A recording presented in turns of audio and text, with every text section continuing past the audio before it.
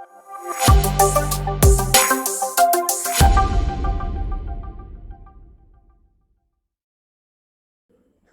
Everyone, welcome back to the Jhar junction once again. So people and environment के जो important protocol and convention की हम लोग बात कर रहे थे, तो इसमें टिल नाउ हमने कहाँ तक कवर कर लिया है? हमने पेरिस एग्रीमेंट तक कंप्लीट कर लिया है। तो ऑलमोस्ट अपना हो चुका है और ये क्योटो प्रोटोकॉल लास्ट है इस सीरीज में। तो बट ये लास्ट है बट नॉट लीस्ट है, ठीक है। तो देखते हैं अभी।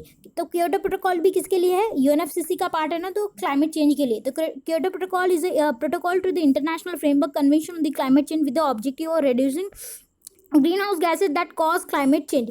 ऐसे ग्रीन हाउस गैसेस को रिड्यूस करना जो क्या है, क्लाइमेट चेंज को क्या करते हैं, बढ़ावा देते। It was agreed on 11 December 1997 on third conference of the parties to the treaty when they met in Kyoto and entered into force 6th of Feb 2005। तो ये क्या हो जाएगा? बाइंडिंग हो जाएगा। Now Kyoto Protocol is an agreement meant under the United Nations Framework Convention on Climate Change, UNFCCC के अंदर किया गया। Countries that ratified their protocol commit to reduce their emission of the carbon dioxide के emission को reduce करना, and apart from the 5 other greenhouse gases। अब वो 5 other क्या है? तो ये 5 अदर में वही मीथेन है, अपना नाइट्रोजन ऑक्साइड है, फिर अपना क्लोरोफ्लोरोकार्बन है, फिर कार्बन हेक्साफ्लोराइड, ये सब है। तो हम लोग देखेंगे अपकमिंग में। और engaging in emission trading if they maintain और increase emission of their gases. तो कार्बन ट्रेडिंग का एक मैकेनिज्म स्टार्ट किया गया है। तो उसमें क्या, कार्बन को एज अ एक किसी चीज़ की तरह, किसी वस्तु की तरह खरीदा या बेचा जा सकता है। और फॉर एग्जाम्पल ए और नहीं, ये हम लोग अपकमिंग में देखते हैं। पहले ये देख लेते हैं एनेक्स 1 एंड एनेक्स 2 देखते हैं। Now annex 1 now annex 1 and non annex LDC मतलब least develop country. Annex 1 countries कौन कंट्रीज है? Developed countries. एनेक्स 1 कंट्रीज जिन्होंने क्या किया, accepted green house gas emission reduction obligation. क्या करना? उन पे बाइंडिंग है और वो ऑब्लिगेशन को क्या करना, एक्सेप्ट किए रिडक्शन के लिए। And must submit an annual green house gas inventory and developing countries referred to as non annex 1 countries who have no greenhouse gas emission reduction obligation but may participate in the clean development mechanism। Now what does it mean? देखो, annex 1 countries developed countries है जो क्या होगी कि उनके ऊपर binding होगा, और non annex country developing countries हैं जिनके ऊपर ये बाइंडिंग नहीं है, बट दे वो वॉलंटरीली क्या कर सकते हैं, रिड्यूस करने का क्या कर सकते हैं, कोशिश कर सकते हैं। तो ये हुआ ना। ये डेवलप कंट्रीज को कौन थी? थी ये 1992 के टाइम जो OECD के मेंबर थे, मतलब organisation of economic and cooperation, ठीक है। तो ये जो ये 1961 में इस्टेब्लिश हुआ था। तो जो भी यूरोपियन यूनियन वगैरह है तो ये इसके पार्ट है। तो इतना समझ में। Now next is what are the 6 gases that comes into the Kyoto protocol.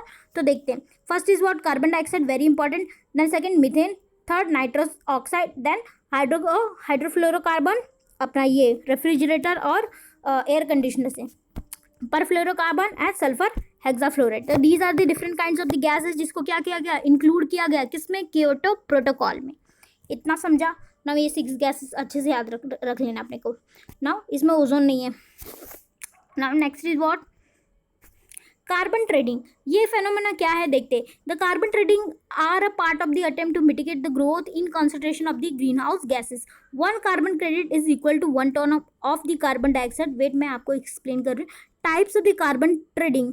First, carbon को क्या किया जाएगा, मैंने प्रीवियसली कहा कि एक वस्तु की तरह यूज किया जाता है, जहाँ पे क्या होता है कि एक 1 carbon credit is equal to 1 ton of the carbon dioxide. Suppose कि ए और बी ये 2 कंपनीज है, ठीक है। तो ए जो ये कंपनी है ये कार्बन का बहुत ही एमिशन कर रही है, ठीक है, अपने टारगेट से बहुत ज़्यादा, और बी क्या है, कम एमिशन कर रही है। तो ए बहुत एमिशन कर रही है, इससे क्या हो रहा है, क्लाइमेट को क्या हो रहा है, हार्म हो रहा है। तो ये क्या करेगा, बी कंट्रीज के पास जो भी यूनिट बचे हैं जिसका उसने क्या किया, वाइबल यूज़ किया, सस्टेनेबल यूज़ किया, तो वो क्या करेगा, ए कंपनीज बी से क्या करेगा, कार्बन के यूनिट्स परचेस करेगा। तो 1 कार्बन क्रेडिट, एक क्रेडिट हुआ तो वो कितना होगा, 1 ton of the carbon dioxide. तो एज अ चीज़ क्या कर रहा है, बेच रहा है, खरीद। मेरे पास कम पड़ रहा है, मैंने क्यों कम पड़ रहा है, क्योंकि मैंने बहुत ज़्यादा एमिशन किया है इसकी वजह से। तो क्या कहते हैं, तो मैं दूसरे से खरीद सकती हूँ जिन्होंने क्या किया, कम एमिशन किया है। तो एमिशन ट्रेडिंग है फर्स्ट, इसके भी 2 टाइप है। तो एक तो क्या है, emission trading, and second is offset trading.